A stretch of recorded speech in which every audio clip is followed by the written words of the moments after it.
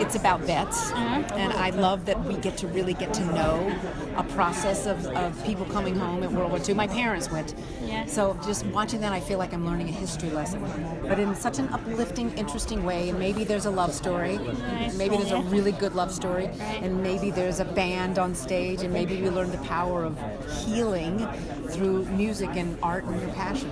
In our country's history, there's been 45 million people who've served our country. Wow. In the various armed forces. This show honors every one of them. There is an immense responsibility for us to tell their stories, to give them respect, as if we are a memorial in a sense. But it's also, we're here to entertain. People like to be entertained. You go to Broadway shows to be entertained. I go to be entertained. You're going to be entertained. That's why it's relevant. Honestly, we're here to see a good show with good performances, good music, good dancing, good direction, good lights. It's an amazing Broadway experience, but there's also a lot of substance to it.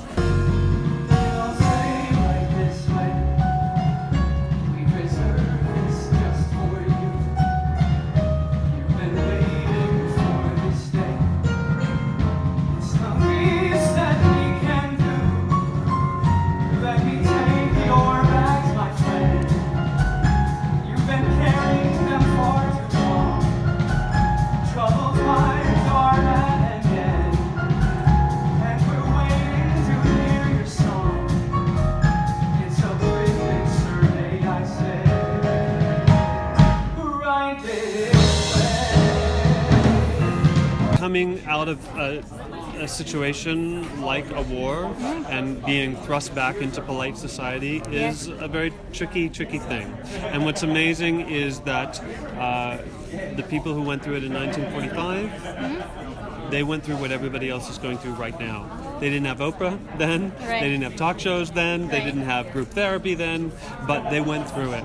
And so Bandstand really speaks to the truth of what they were going through. But even if you're not a vet, even if you haven't gone through a war, everybody's lost something. Everybody has a feeling at some point in their life like, I've been set back.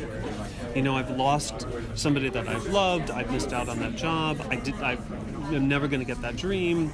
And Bandstand basically says, there is a way to get that. Even if you have to redefine what that success is, there's a way to get it. There's a way to be happy again. I think anybody who's ever dealt with any sort of heartache or perseverance in their life knows that music and the arts can help with that. And I think, as long as we're fighting wars and as long as there's armies, battling each other throughout the world, there are people coming home from that, dealing with what it's like to reacclimate to everyday life. And that will, unfortunately, always be present. Yeah, something to talk about. I feel like it's very timely to think about the healing and redemptive quality of music and the arts. It's an important part of everyone's life. For a lot of people, it changed my life as a young person, brought me out of some super dark times, as I'm sure it has for many, many other people.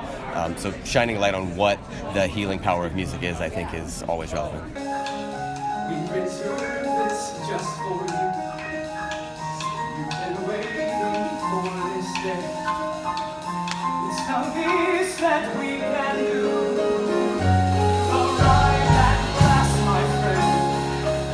You've been fighting for far too long. After bunks on cargo ships, and after trenches in the rain, and after running for cover while dodging the flak, and 3 years and 8 months to fight my way back, and losing my leg while busting